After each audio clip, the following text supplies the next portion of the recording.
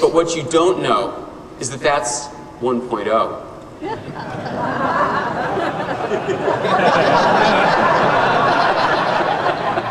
I stole from Steve Jobs the prototype of the MacBook Molecule. An 1/8 of an inch thick.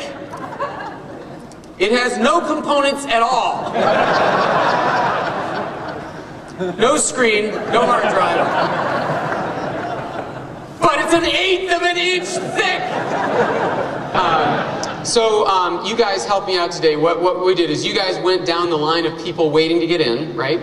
And you gave them some instructions, which were, anyone who's an extreme Mac fan, write Y on this card. thank you. So what we're going to try to do is we're on a zealot quest. As you know, with the writer's strike, all of the dramas and sitcoms are off the air now, so it's all about reality shows. So this is our own little tiny reality show. You'll be asked to put on bikinis and roll in mud and do... No. No, what you will be asked to do is to come on stage and tell us your story. Lisa and Lauren have chosen five of the best in extreme. I have not seen these, so make your way to the stage. Well, this guy's already won. Bob McIntosh. Please come up right now. Bob McIntosh, James Jepson, Elaine Maloney.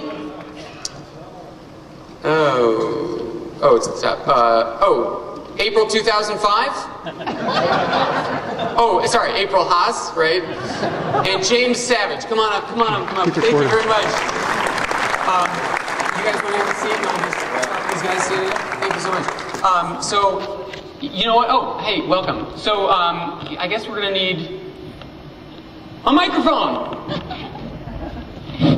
Hey, it actually works. Okay, so Bob, are you Bob? Bob McIntosh, ladies and gentlemen. How are you, Bob? Do you feel comfortable holding this, just like this? Sure. So, Bob, you're in the running for the biggest Mac zealot of the show here. Tell us why you think you deserve this honor. Well, first of all, I want to say he's like Leno, only he's funny. He wins. Well, no, back in 1990, I was working for Estes Park High School in Estes Park, Colorado, and we put in a technology program, and I got this new SE30 file server that I loved. I loved it so much, I modified a car seat so I could take it home with me every night.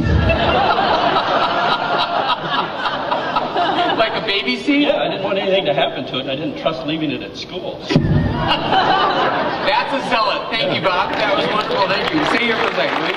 Okay. And now you must be Elaine. Elaine, how do you feel about holding that like an ice cream cone? That's okay. Nice to meet you. Nice to meet you. Thanks for coming up here. It's only 2,000 people pretend they're all naked, and you'll get over your nerves. So you too have a story, right? Yeah, I put 3 things on there, but okay. The first is to work at an Apple store. I actually applied to every single one in about a 25-mile radius. And I live in the Bay Area, so there are a lot of them.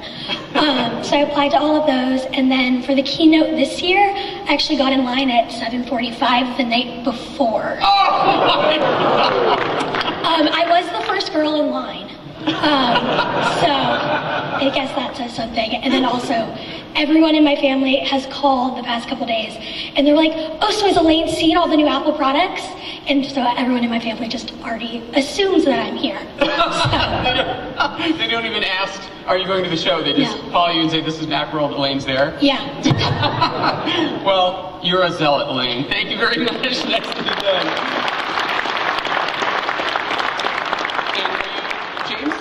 James, how are you?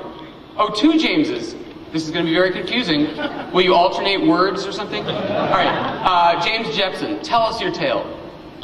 Well, my tale isn't so much a Mac tale. I mean, I've got multiple Macs. I've been using them for 15 plus years. I've been coming here for 15 plus years. But a couple of years back, at one of the Macworld Lives with David Pogue, who I'm honored to be on stage with, it was your birthday. Oh, yeah. And I was one of the lucky few who got a piece of birthday cake. And I kept the candle from that cake. I wish I had it with me today. You said eBay say, here I come.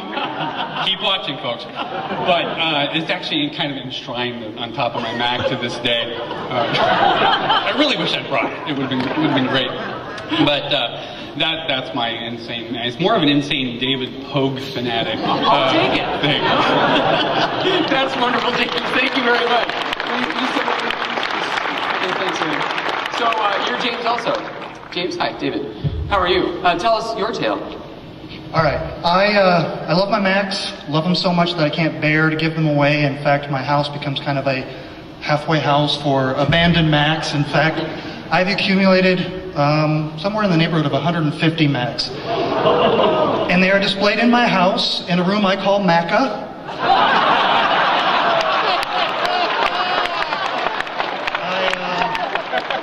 I do a weekly podcast to talk about collecting and talk about the history of Apple and the Macintosh computer. In fact, while everybody was here yesterday, my friend John and I, we were taking pictures of ourselves in front of Steve Jobs' childhood home, where Apple Computer began 30-some years ago. Whereupon you were arrested. Oh my God, that 150 Macs? But there haven't been that many models, have there? Yeah, unfortunately there have. Yeah, there were a few years there where they kind of got out of control. Do you have one of every model? Pretty much, yes. I don't have the molecule yet. That's what I don't have. I think we need to give James the molecule.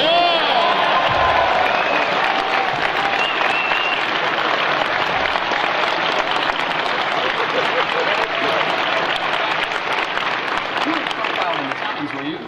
Did someone do an article about you or something? No. Well, they should. Wow, that's an amazing story. 150 Macs in Maca.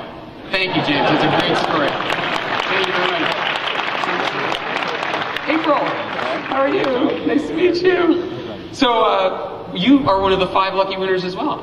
Well, I wrote about my husband and me.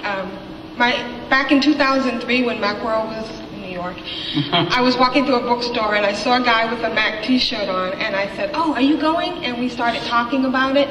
And from then, we would see each other occasionally because where we work was next to each other.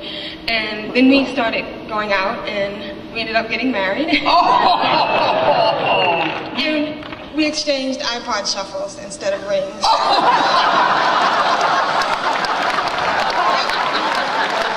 It was really funny because the justice of the peace kept saying, April, I take this iPod shuffle.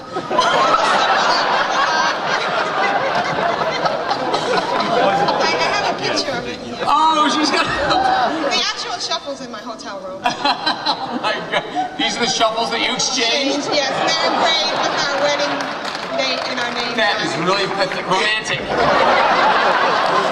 And we wore Apple shirts at the wedding.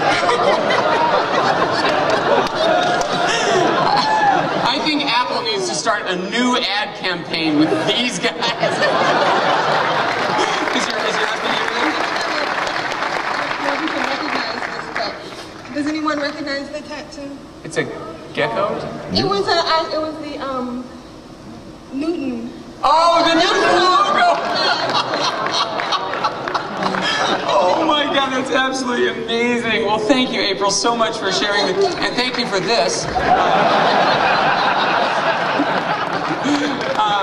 Listen, you guys, these are beyond my wildest dreams. These are awesome. Thank you to all of you. Thanks to Lisa and Lauren. I would like all of you to meet me at 1 o'clock at the O'Reilly booth to choose for yourself a couple of free books apiece, anything you like. Thank you very much.